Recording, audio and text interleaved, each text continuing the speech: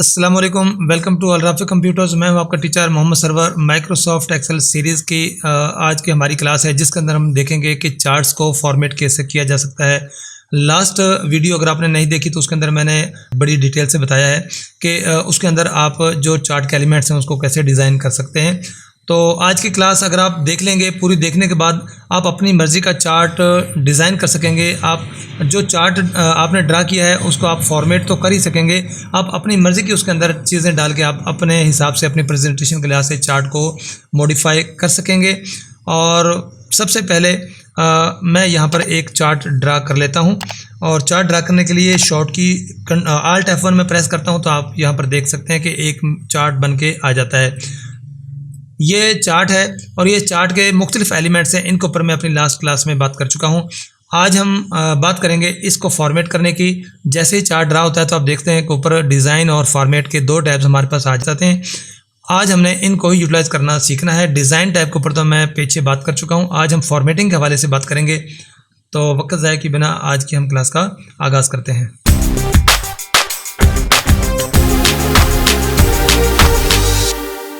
जैसा कि आप देख रहे हैं कि स्क्रीन पर आपको एक चार्ट नज़र आ रहा है और ये चार्ट मैंने ड्रा किया है इस डाटा से जिसके अंदर कुछ ये सेल्समैन हैं जो कि सेल्समैन इन मुख्तलिफ प्रोडक्ट्स को सेल करते हैं और ये इनकी पूरे साल की सेल्स रिपोर्ट है। इसके लिए हमने जो ये चार्ट ड्रा किया है और इस चार्ट के लिहाज से हम देखेंगे कि किस सेल्समैन की क्या प्रोग्रेस है। इस रिपोर्ट को हम चार्ट की शक्ल में पेश करेंगे और इसको मॉडिफाई करके देखेंगे कि इसके जो एलिमेंट्स हैं उनको तो हमने मॉडिफाई करना सीख ही लिया है और इसको बाकी जो है इसका फॉर्मेट का जो डिज़ाइन, इस चार्ट का जो डिज़ाइन है उसको हमने कैसे मॉडिफाई करना है। जो ओल्डर वर्जन यूज़ करने वाले हैं 2007, 2003 या उससे पुराने वर्जन यूज़ करने वाले हैं, उनके लिए अगर आप ये चार्ट्स को फॉर्मेट करना चाह रहे हैं तो फिर आपने उस यहाँ पर जो डिज़ाइन और फॉर्मेट के टैब हैं इनको आपने यूटिलाइज़ करना है। और अगर आप न्यू वर्जन यूज़ कर रहे हैं तो आपको यहाँ पर मैनुअली टैब्स के अंदर जाने की ज़रूरत नहीं है। जस्ट आपने अपने ये जो चार्ट का एरिया है, ये चार्ट एरिया है, अगर आपने चार्ट एरिया को मॉडिफाई करना है तो आपने यहाँ पर जस्ट डबल क्लिक करना है। डबल क्लिक करने के बाद यहाँ पर ये फॉर्मेट चार्ट एरिया आपके सामने आ जाता है। यहाँ पर ये बहुत सारी ऑप्शंस आपको नज़र आएंगी, जहाँ पर मेन सबसे टॉप पर देखें तो आपको चार्ट की ऑप्शंस हैं और चार्ट के ऑप्शन के साथ यहाँ पर आपको टेक्स्ट ऑप्शंस भी मिल जाती हैं। पहले हम चार्ट ऑप्शंस को देखेंगे। यहाँ पर अगर आप देखें तो यहाँ पर ये मुख्तलिफ जो चार्ट के एरियाज़ हैं उनकी बात करता है। चार्ट टाइटल है, हॉरिजॉन्टल कैटेगरीज़ हैं, लेजेंड्स हैं, प्लॉट एरिया, वर्टिकल वैल्यूज़ और ये तमाम वो चीज़ें हैं जिनको हम इंडिविजुअली यहाँ से चेक करेंगे। ठीक है, अभी हम चार्ट का जो एरिया है उसकी मॉडिफिकेशन की बात कर रहे थे। ये सारा चार्ट का एरिया नज़र आ रहा है, नीचे ये प्लॉट एरिया है।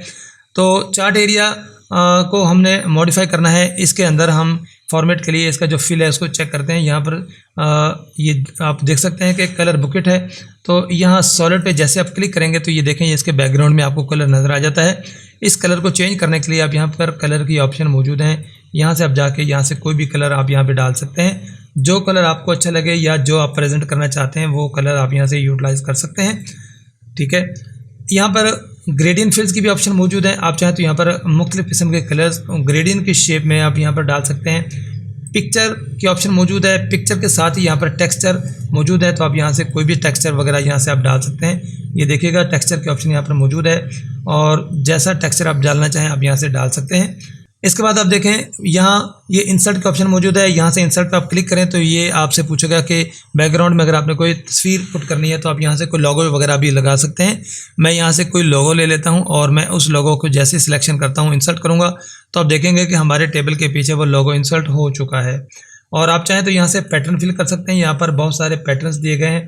जैसे आप किसी पैटर्न की सिलेक्शन करते हैं तो यहाँ पर पैटर्न की ऑप्शन मौजूद हैं। यहाँ पर कलर जो ये फोरग्राउंड कलर है, यहाँ से ये आपको कलर की चॉइस मिल जाती है। आप यहाँ से कोई कलर चूज़ कर सकते हैं, अपनी मर्ज़ी का कोई भी कलर आप यहाँ से ले सकते हैं।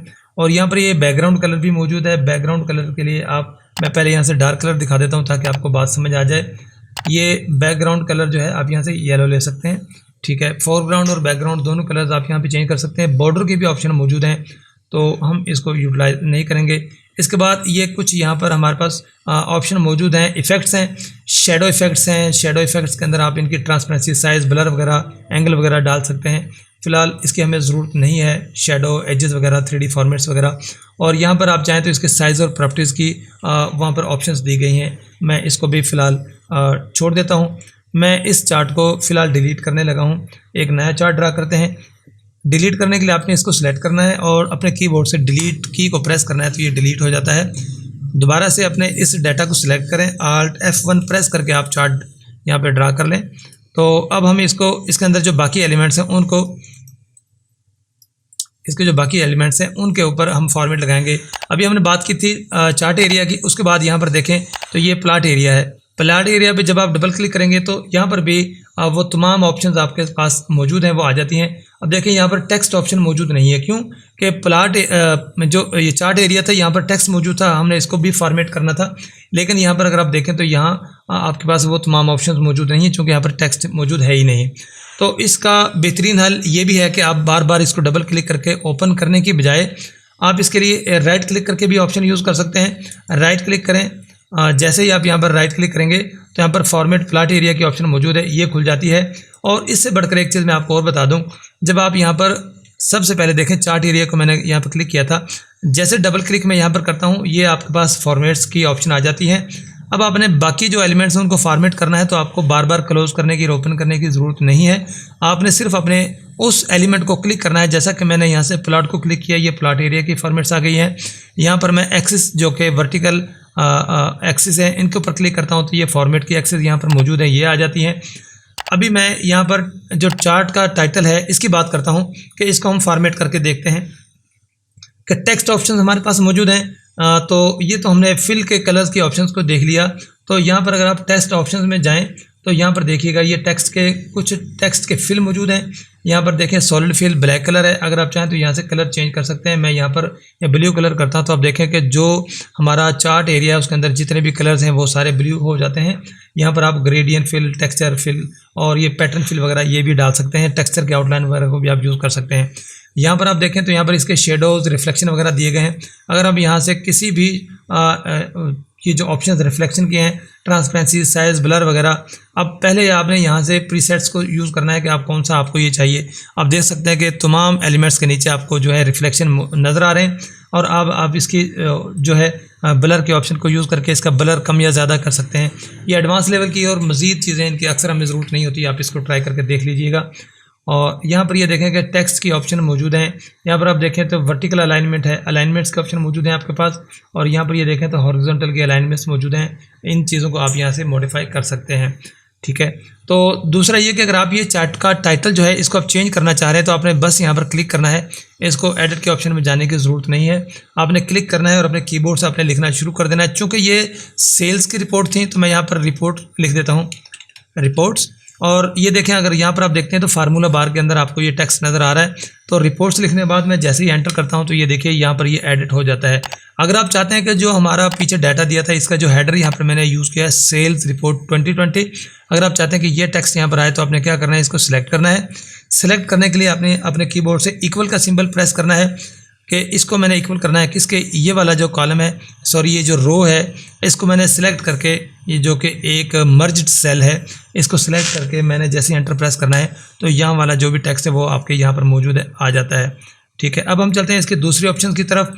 डबल क्लिक करके मैं ये फॉर्मेट खोल लेता हूँ ताकि अब बार बार मैं यहीं से इसको यूटिलाइज़ करूँगा। अब प्लॉट एरिया की हम बात करते हैं, ये प्लॉट एरिया आ जाता है। तो प्लॉट एरिया का फिल भी आप ऐसे ही चेंज कर सकते हैं जैसे हमने अपने इसका चार्ट एरिया को चेंज किया था। ये जो आपको हाईलाइटेड एरिया नज़र आ रहा है ये प्लॉट एरिया है और जो बाहर वाला एरिया है ये सारा चार्ट एरिया है।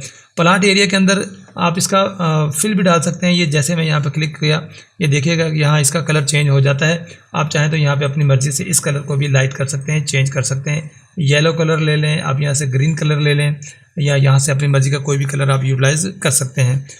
प्लॉट एरिया के बाद यहाँ पर हम चलते हैं जो वर्टिकल एक्सिस हैं। ये देखें जैसे वर्टिकल एक्सिस को मैंने सेलेक्ट किया तो यहाँ पर आप देख सकते हैं फॉर्मेट एक्सिस। फॉर्मेट एक्सिस के अंदर ये फिल की ऑप्शंस मौजूद हैं, सॉलिड वगैरह, ठीक है। अगर आप यहाँ पर इसकी टेक्स्ट के ऑप्शंस को देखें तो इन बाकी चीज़ों को मैं स्किप करके यहाँ पर ये कॉलम्स की तरफ चलता हूँ, सॉरी कॉलम्स को छोड़ देता हूँ। ये टेक्स्ट ऑप्शंस को हम लेते हैं। टेक्स्ट ऑप्शंस के अंदर पहले तो टेक्स्ट का कलर है, आप चाहें तो यहाँ से टेक्स्ट का कलर चेंज कर सकते हैं।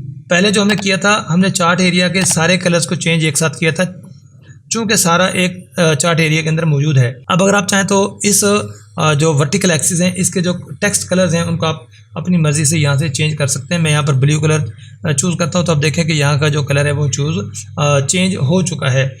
इसके अलावा हमारे पास कुछ और ऑप्शंस मौजूद हैं, ये टेक्स्ट के इफ़ेक्ट्स हैं और ये टेक्स्ट की यहाँ पर काफ़ी सारी और ऑप्शंस मौजूद हैं हमारे पास, ठीक है। और अगर हम एक्सेस के ऑप्शंस के ऊपर जाएं तो यहाँ आपने देखा होगा कि ये जो इसकी वैल्यूज़ हैं इसकी हम बात करते हैं।